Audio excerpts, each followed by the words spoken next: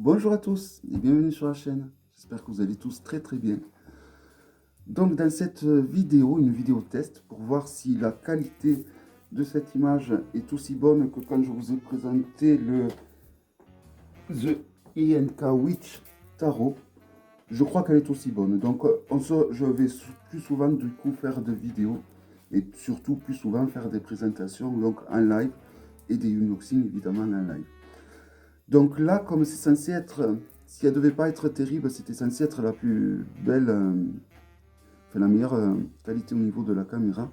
Je voulais vous présenter mon coup de cœur du moment, qui est un tarot, qui est le nouveau tarot de Jonas Adjos, donc le Nemet Tarot, qui arrive dans une toolbox, mais ce n'est pas dérangeant pour moi finalement. Voilà, alors, Jonas Adjos signe ses tarots à l'arrière des toolbox. Alors, c'est vrai que le problème des toolbox, c'est qu'avec le temps, ben, voilà, ça résiste moins que les boîtes en dur comme ça, hein, tout simplement. Hein.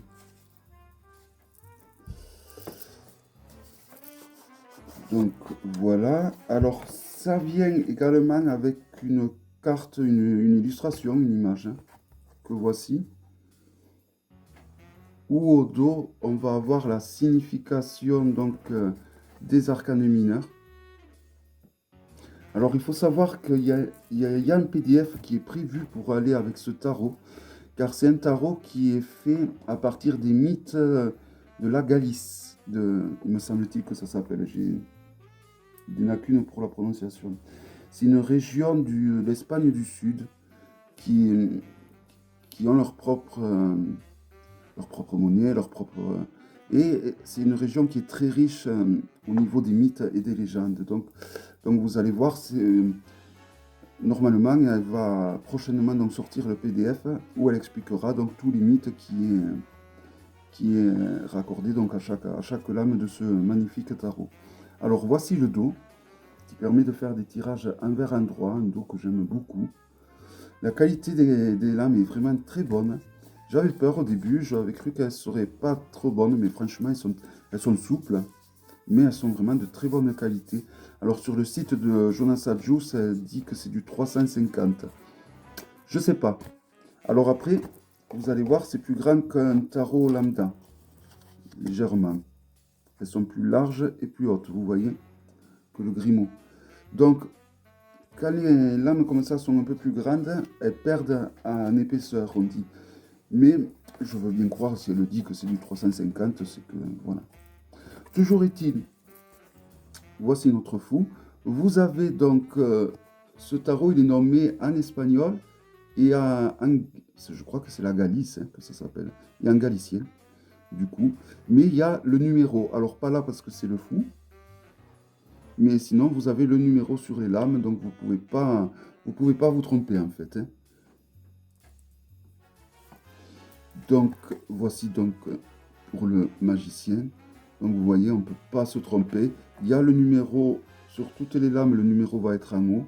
Donc vraiment, du moins pour les majeurs et même pour les mineurs, on ne peut. Et après, une fois qu'on est habitué, ça va tout seul. Hein. La papesse. Donc peut-être que s'il y en a d'entre vous qui parlent l'espagnol, ça sera même un avantage. Hein. Voilà, en tout cas, Jonas Ajo, ça fait 3 ans de recherche pour trouver des mythes et des légendes pour, pour illustrer les lames en fonction. De toute façon, on voit que c'est pas de l'IA, hein, que c'est des tableaux, tout ça. Hein. Donc, c'est de très belles peintures, je trouve, pour un magnifique tarot. Alors, il faut savoir que c'est un tarot de Marseille, mais avec des mineurs illustrés. Donc, ça suivra peut-être pas tout à fait la symbolique d'un rider au niveau des mineurs. Ça suit à Marseille, justement. Hein. Alors là, c'est la lame des amoureux. Donc, on les voit au fond. Il y a beaucoup de détails. C'est, à mon sens, je pense que c'est du moins c'est celui-là que je préfère. Hein, des 3 jeux qu'a fait Jonas Ajou, c'est vraiment celui-là, je trouve qu'il est d'un niveau au-dessus par rapport aux 2 autres. Hein.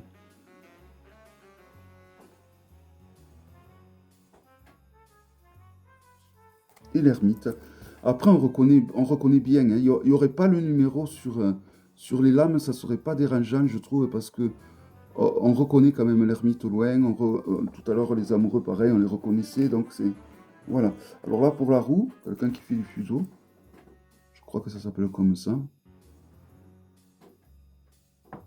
Et je l'ai déjà vu en représentation de la roue, hein. C'est la force avec une baleine. Le pendu, où là on a un vrai pendu. Et c'est pas pareil, ça change beaucoup au niveau de la signification, je trouve, hein. Alors après, est-ce qu'il est vraiment pendu? J'en suis pas sûr, parce qu'on dirait qu'il est vivant, le monsieur. On dirait qu'il a les yeux, je sais pas complètement fermés, ou je sais pas, il se passe quelque chose qui me fait dire que j'ai pas l'impression qu'il est mort.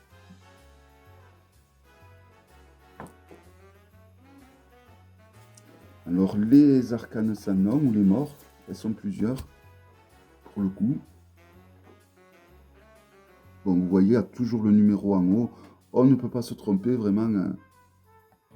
Mais je trouve ces illustrations magnifiques, hein. Ça me fait penser vraiment à des vieux tableaux. Enfin, voilà, la tempérance est magnifique, hein.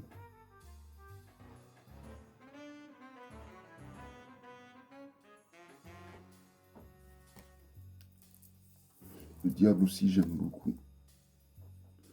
Alors, c'est un cheval. Sur le coup, je pensais que c'était un loup, mais non, c'est un cheval avec des yeux rouges, donc assez flippant, hein. Ça va très bien pour la représentation du diable, hein. La tour qui est vraiment glauque, même si elle est en état, cette tour, je la trouve très très glauque, hein. Une tour hantée.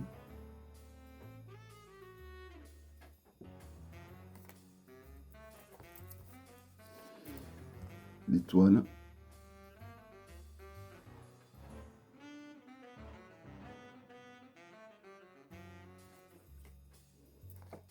La lune. Alors les lames des trois astres, je les trouve magnifiques, hein. Donc l'étoile, la lune et le soleil. Mais c'est le cas dans beaucoup de tarots, hein, que ce sont des lames que j'aime beaucoup. Le soleil.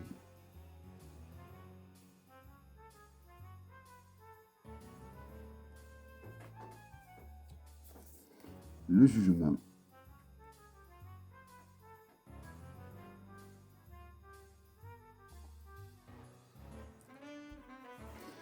Et le monde. Une magnifique représentation du monde, je trouve. Il y a un géant au fond de la lame.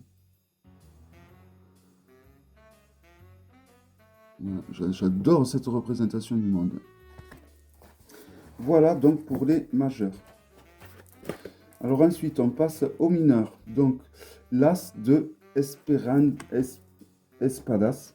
Donc, espadas, c'est les épées en fait. Ça, donc, à partir du moment que vous savez que bon, espadas, c'est les épées, ben, vous voyez, il y a toujours le numéro. Donc, on s'y retrouve assez facilement, hein. Le 2 d'espadas ou le 2 des épées.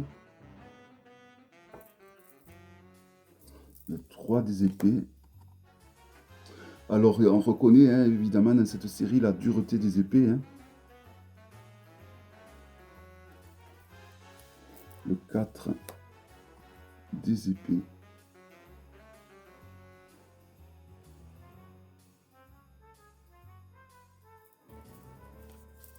Le 5 des épées.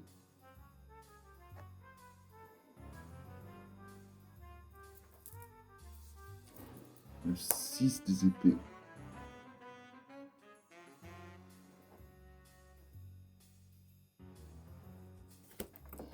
Donc, je mets le tas là, ça sera plus simple.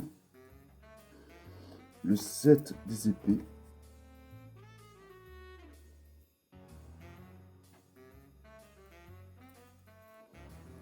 Le 8 des épées.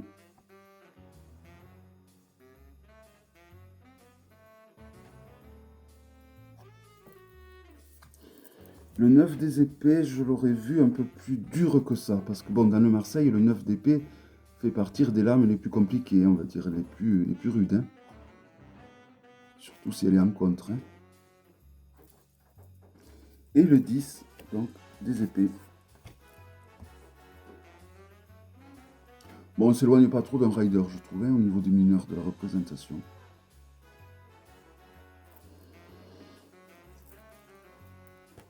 Le valet. Alors, il faut savoir que c'était rangé valet, reine, roi, cavalier.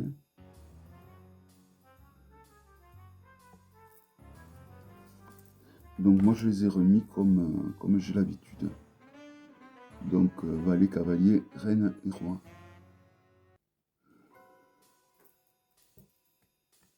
Voyons avec le valet, je vais voir. Le valet aussi, il est censé représenter la traîtrise, il est censé être l'une des lames assez compliquées dans le Marseille. Bon là, peut-être, mais bon. Le fait que la lame soit un peu rouge. La reine. Magnifique. Avec ses chiens loups ou ses loups. Moi, je suis curieux d'avoir le PDF pour ce tarot, pour voir les légendes, parce que c'est vraiment... La Galie, c'est quelque chose que je ne connaissais pas du tout. Hein. Ce jeu m'a permis de connaître cette région. Et on finit avec le roi des épées, donc. Et donc là, on va passer au Graal. Donc le Graal, évidemment, c'est les coupes. On ne peut pas se tromper. D'ailleurs, il y a des coupes dessinées. Le 2 de coupe ou le 2 de Graal. Voilà, donc toujours pareil, vous avez le numéro en haut. Impossible de se tromper. Le 3 de coupe.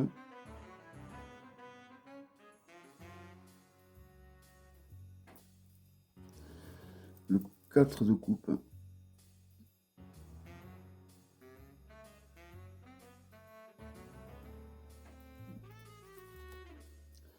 Le 5 de coupe.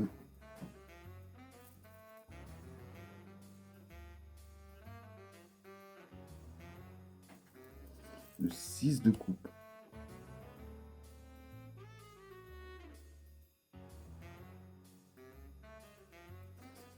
Le 7 de coupe.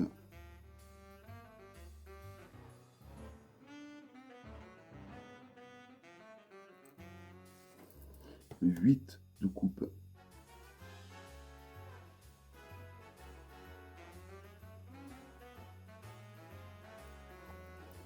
Le 9 de coupe.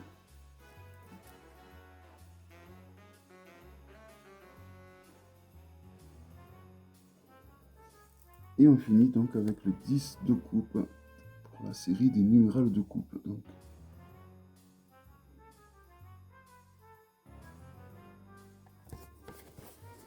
Les personnages de cour, donc, avec le valet de coupe, le cavalier de coupe,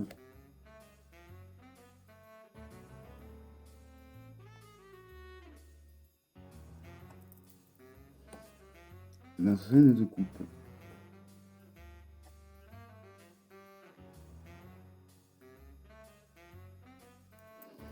et on finit donc avec le roi de coupe.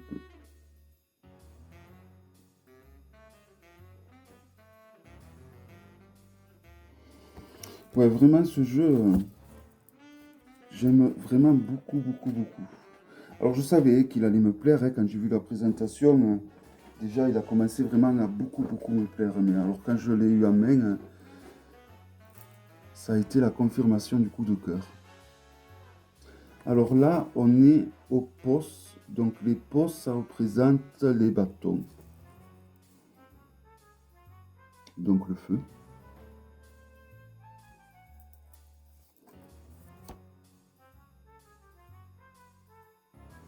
De toute façon, quand on n'est pas trop sûr, il suffit de regarder le l'as. Et en général, l'as met en avant l'élément. Hein, un peu plus que les autres. Le 4 de bâton.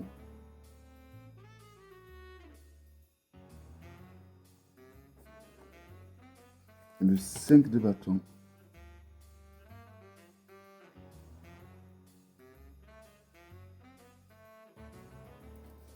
le 6 de bâton,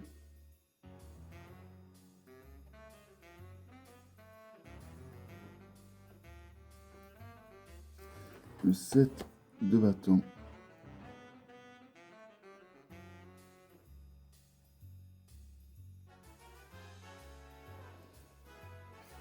le 8 de bâton. Ah, il me tardait vraiment de vous présenter ce jeu pour vraiment l'utiliser en long, en large et en travers. Donc c'est fait, je vais pouvoir me régaler.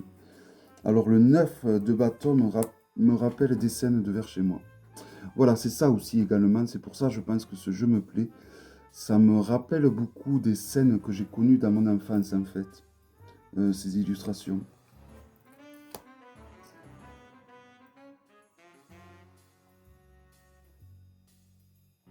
Et le 10 de bâton.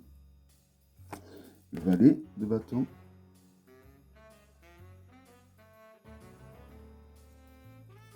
Le cavalier de bâton.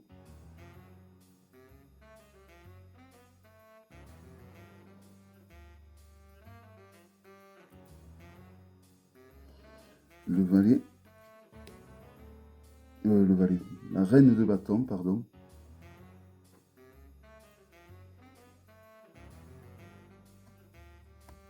Et le roi de bâton.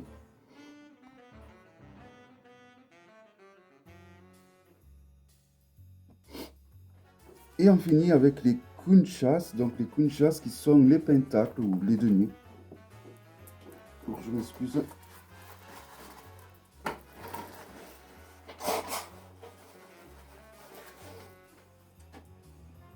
Donc comme je vous ai dit, les kunchas donc, sont les deniers.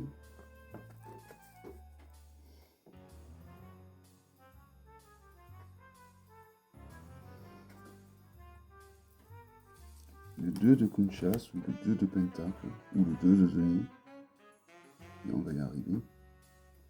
Donc vraiment les illustrations sont magnifiques. C'est très verdoyant, je trouve. C'est vraiment... on sent la forêt dans ces lames. Et l'océan du coup. Ça doit être une très belle région, hein, je pense. Je vais aller voir tout à l'heure pour voir, mais je pense que ce mélange de forêt et d'océan, de mer, ça doit être magnifique.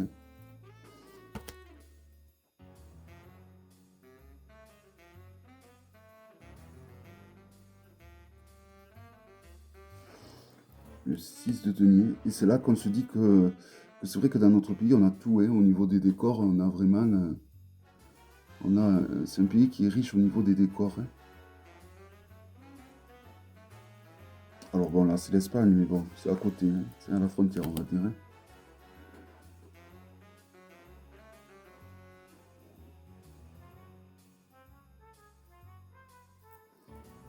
Le 7 de denier.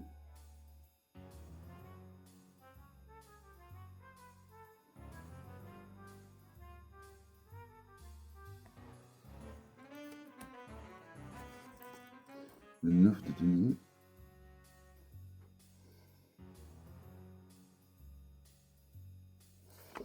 Le 10 de denier.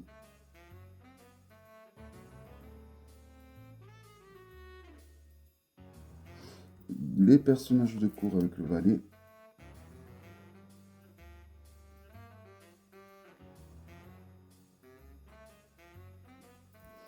Le cavalier.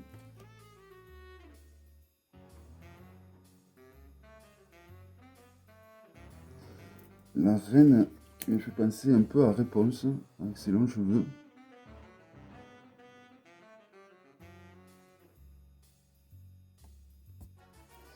Et le roi de denier.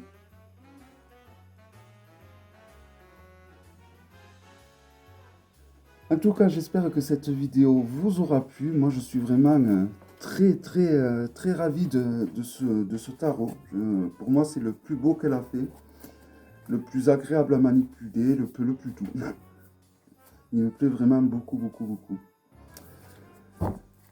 Et en plus, bon, le fait que ça soit un jeu auto-édité qui vienne d'Espagne, du coup, vous n'avez pas de frais de douane, vous n'avez pas des frais de port exorbitants, donc il reste à un prix très accessible pour un auto-édité. Je vous mettrai le lien pour vous le procurer sous la vidéo. J'espère que cette présentation vous aura plu. Il s'agissait donc du Nemeth Tarot de Jonas Ajos. Je vous donne rendez-vous à très bientôt pour une prochaine vidéo. Bye bye.